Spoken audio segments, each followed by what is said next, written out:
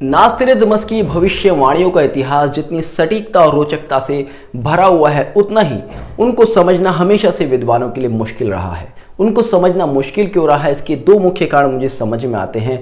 पहला कारण कि नास्त्रेदमस ने अपनी भविष्यवाणियों को बहुत ही टिपिकल तरीके से लिखा है ताकि कोई उनका दुरुपयोग ना कर सके, और दूसरा कि हम उस भविष्य की कल्पना भी नहीं कर सकते जो कि हमारे सामने होता है। कई बार हम सोच नहीं सकते कि ऐसा भी हो सकता है, सामने इंडिकेशंस भी हों तो भी हम कल्पना नहीं कर पाते।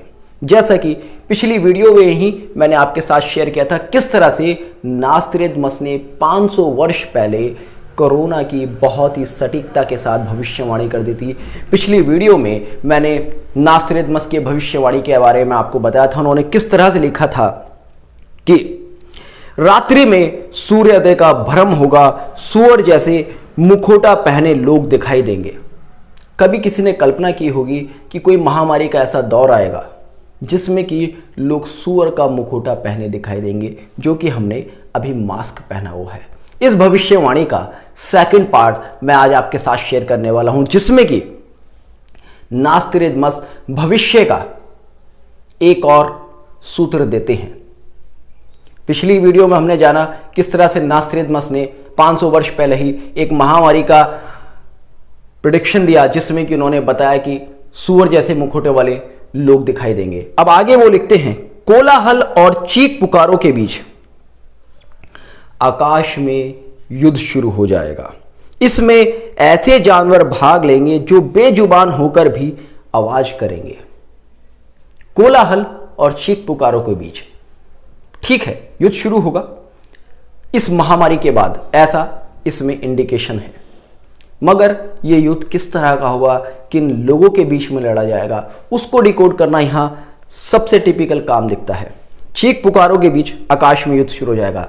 हम सभी जानते हैं वर्तमान में वायुसेना इतनी सशक्त होती जा रही है कि इसमें कोई दो राय नहीं कि आने वाले समय में जो भी युद्ध होंगे वो आकाश में होंगे, मिसाइल्स के माध्यम से युद्ध होंगे, वायुयानों के माध्यम से युद्ध होंगे, राफेल जैसे बड़े बड़े विमान उसमें शामिल होंगे।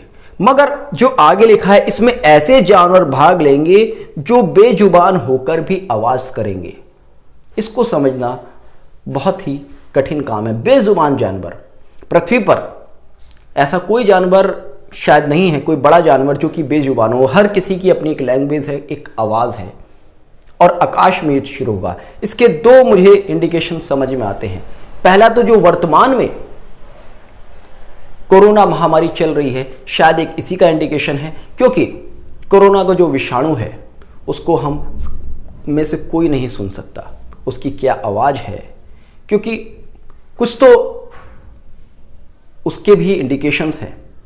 और वही शायद हम जो कोरोना से पीड़ित होकर आवाज करते हैं वो शायद ऐसा मान लिया जाए कि उस बेजुबान जानवर की ही है।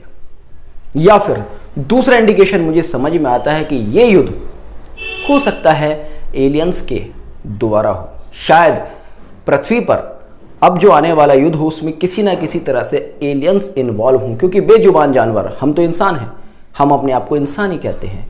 हमारे लिए हमारी जैसी आकृति के अलावा जो भी इस पृथ्वी पर है जीव, हम उसको जानवर समझते हैं, और अगर उसकी लैंग्वेज हमें समझ में नहीं आती तो हम उसमें इंटरफेयर नहीं करते। तो आकाश में अगला युद्ध संभव है कि कहीं कोई एलियन भाग ले, या फिर किसी तरह का कोई ऐसा जानवर शायद आने वाले समय में पाया जाए, या फिर संभव है कि कुछ ऐसी और स्थिति है जिसकी हम कल्पना नहीं कर पा रहे कि आकाश में युद्ध होगा और बेजुबान जानवर आवाज करेंगे। तो मुझे जहां तक समझ में आता है कि हो सकता है ये युद्ध इस तरह का हो जहां पर कि पराशक्तियां कहीं ना कहीं किसी तरह का इन्वॉल्वमेंट करें, जिनकी आवाज़, जिनकी लैंग्वेज हमें समझ में नहीं आती, जिनको हम सुन नहीं सकते। अक्सर लोग कहते हैं, वैज्ञानिकों का कहना है कि एलियंस हमारे बीच ही हैं और हम उनको सुन, समझ और देख नहीं पाते। तो नास्त्रेदमस ने किस और इशारा किया है, ये तो शायद इस घटना के घटने के बाद ही हम बहुत ही सटीकता से जान पाएं, क्योंकि सूअर के मुखौटे को भी हम जब तक ये कोरोना नहीं आया था तब तक नहीं समझ पाए। इसलिए नास्ट्रेडमस की भविष्यवाणी को हमेशा से समझना बहुत मुश्किल रहा है, किंतु इस भविष्यवाणी से ये निश्चित हो गया है कि ये दुनिया एक और युद्ध की तरफ बढ़ रही है।